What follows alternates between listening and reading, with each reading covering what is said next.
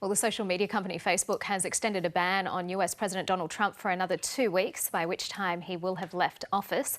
The ban extension will also apply on Instagram. Facebook, Twitter and YouTube initially blocked posts by Mr. Trump for 12 hours after the violence in Washington, deeming the content in breach of their policies.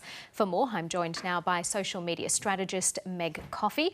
Meg Coffey, really good to talk to you. Donald Trump posted a video to Twitter today. How is that possible if he'd been banned from the platform?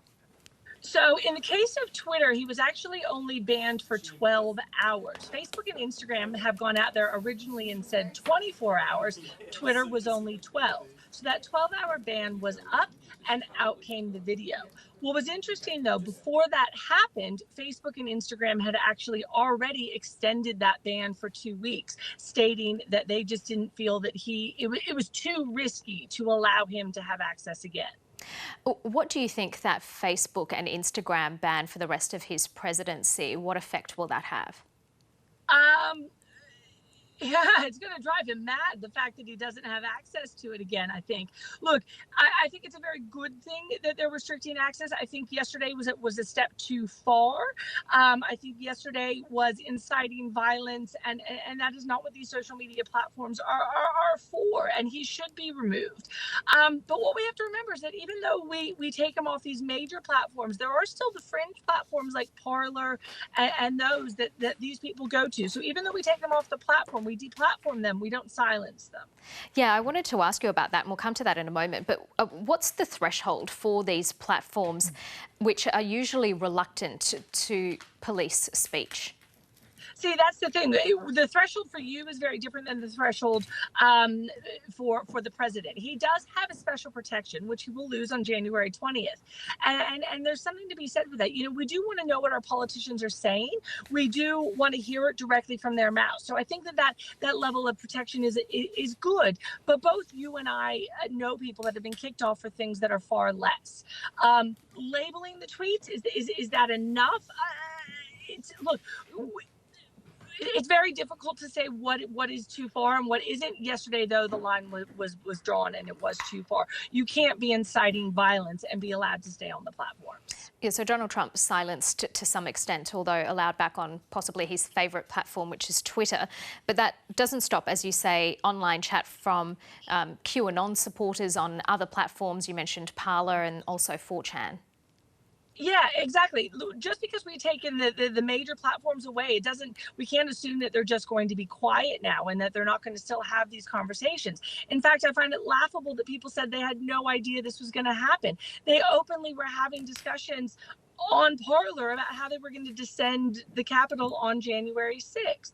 So there's a bigger conversation at hand about how these social media networks are being used to convey information and to distribute information, and what we should stand for and what we shouldn't stand for. This is where we need, Mark Zuckerberg and Jack Dorsey and the other CEOs of the major companies to stand up and say this is not acceptable.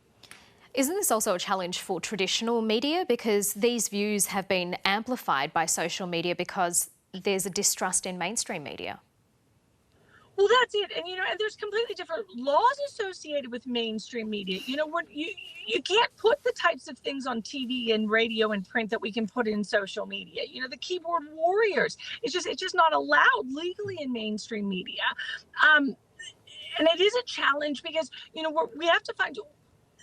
we have to get back to our critical thinking skills, and we have to be able to be better at learning what is the truth and what isn't the truth, and learning to read between the lines. And I think a lot of us have lost those critical thinking skills. And the distrust in the media is only going to grow. It's a really gray, tough decision area at the moment. I think all of us need to really look at where our sources are, know your sources, know where you're getting your information from. And to be honest with you, I'd be trusting mainstream media more than I would social media at this point.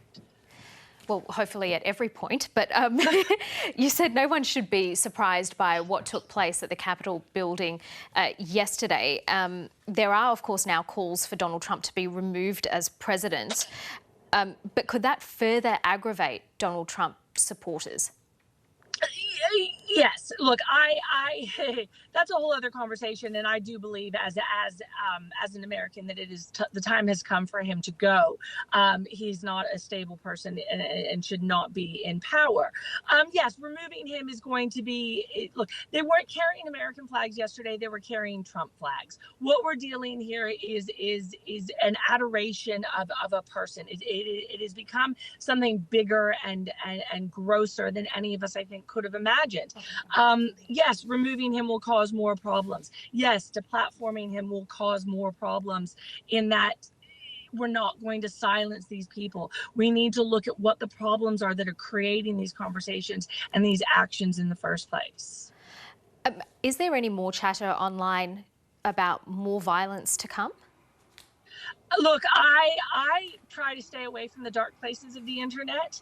I spend enough time out there as it is that I don't actively search out those things.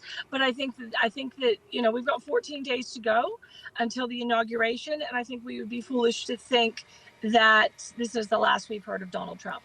Okay, Meg Coffey, really good to get your thoughts. Thank you so much for taking the time to speak to us. Thanks.